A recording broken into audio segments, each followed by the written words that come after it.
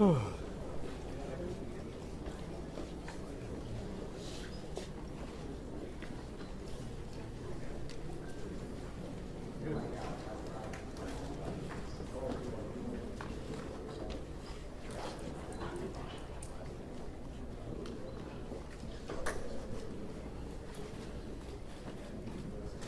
y'all ready? Okay, thank y'all for being here again today. Larry Letha, Kerr County Sheriff. I'm going to kind of go over some brief notes with y'all real quick, then I'm going to pass it on to the mayor. Hundreds of first responders remain along the Guadalupe River in Kerr County working to reunite families. The large search and rescue effort, including local, state, federal, and volunteer agencies, continue. As of 8 a.m. Central Time, 87 deceased have been recovered in Kerr County, including 56 adults and 30 children. Identification is pending for 19 adults and 7 children, with 1 additional person still unidentified. At present, 5 Camp Mystic campers and 1 counselor still remain unaccounted for. We ask private boats to stay off the Guadalupe River to allow search and rescue teams to operate without any interference. This is a tragic time for us. We're so grateful and thankful for all the resources that have been provided to us to do this job.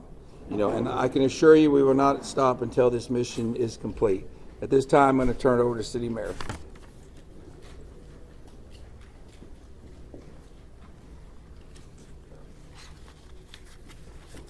Thank you for being here. I'm Joe Herring Jr. I'm Mayor of the City of Kerrville. I want to reassure our community and those families that the city, the county, the state, and the federal experts are working together, not separately, but as one team. If you go inside the Emergency Operations Center, you don't see silos. You see one team. I want to talk briefly about in-kind donations. The outpouring of generosity has been tremendous, and we are grateful. We are working on a new system to accept donations. And when those plans are complete, we will post them online on the city's Facebook page. We are grateful. We need a new system to handle the generosity of the world. Financial donations can still go to communityfoundation.net. That's the community foundation of the Texas Hill Country. Again, we are grateful for the generosity of the world. Over and over, I've asked you to pray. It occurred to me that I haven't asked you for what to pray specifically. Please pray for those who mourn, for those who wait, and for those who help. Now I'd like to call on Lieutenant Colonel Ben Baker.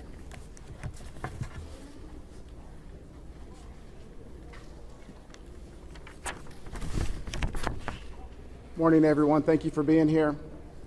My name is Ben Baker, Lieutenant Colonel for Texas Game Wardens. I'd like to start out by thanking the Mayor, Sheriff, Chief, our local state partners, Texas Department of Public Safety, and the many others that have responded to this tragic event. We as Texas are strong, and together we face adversity.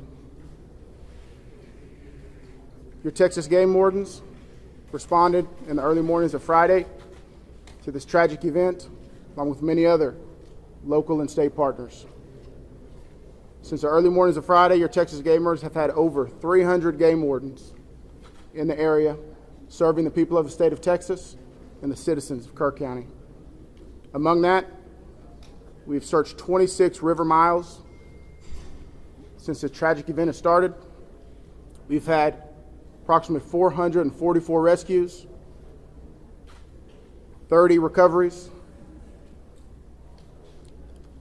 Some of our resources and assets we have dedicated to this tragic event include 2 helicopters with hoist teams, 12 drone teams, 10 K-9 units, 9 swiftwater boat crews, 15 airboats, 16 UTVs, and 169 four-wheel drive vehicles.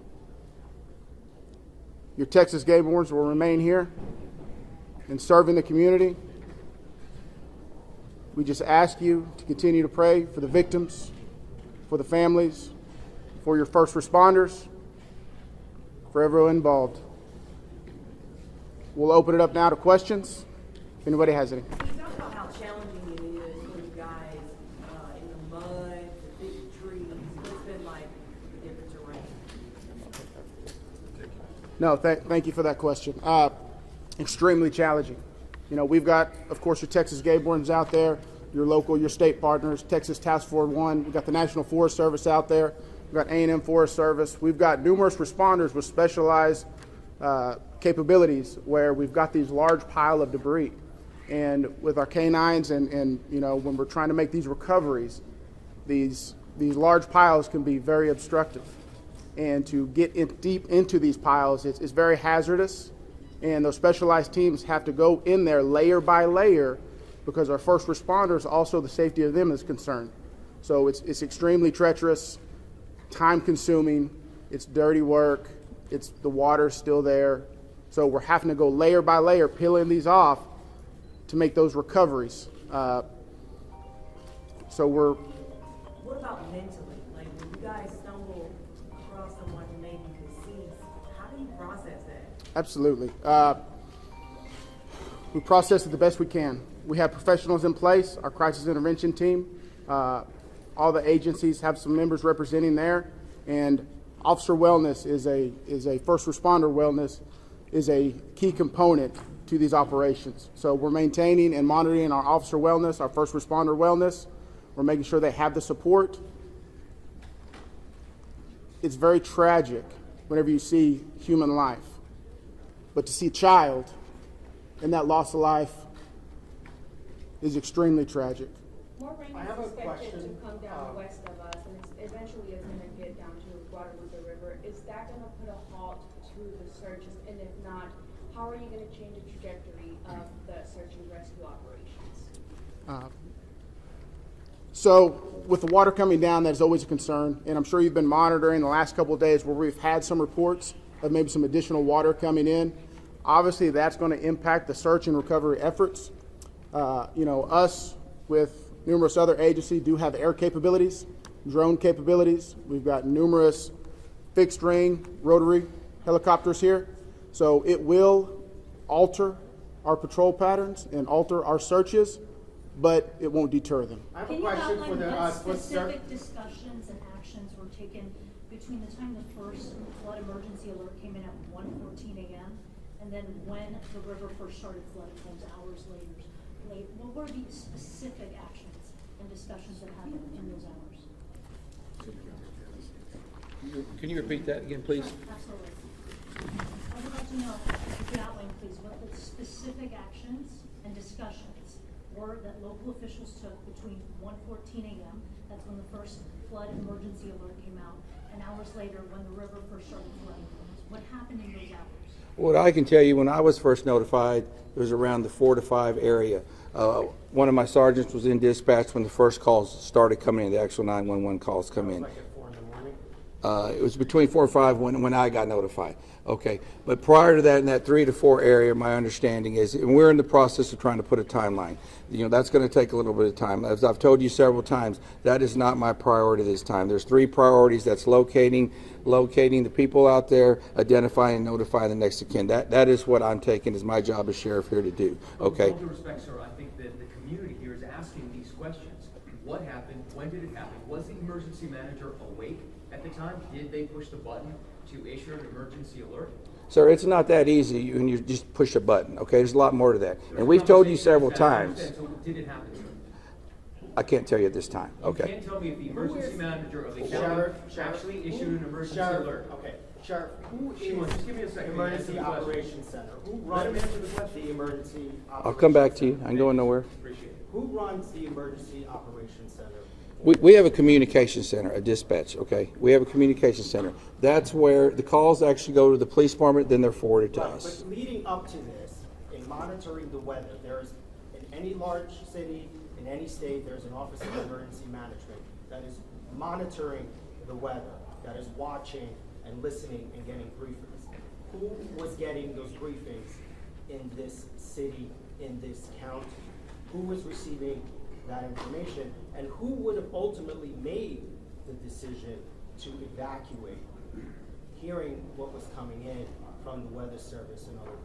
Okay, what we would have done when we get notified, okay, I'm gonna tell you. You're not emergency management though, right? The sheriff's not EOC. No, there is Who no, is I'm at, EOC? as the city, yeah. So we understand you have many questions. Right. Hang on. No, I understand, but you're not gonna answer the question because that's up to the city manager and the mayor to answer those Correct. questions. County emergency. We understand That's you the have judge. many The mayor is questions. the judge. The judge is not here. We understand that, but right now, this team up here is focused on We bringing people understand that too, home. but there are a number That's of our focus. questions that are All those leading up to questions this. will be answered, but the priority right now It seems like you're is ducking bringing this people one. home. We totally understand that, and we value the incredible work that is being done by those first responders. We're seeing them out there muddy and sweaty and grinding it out day after day. But your community is asking these questions.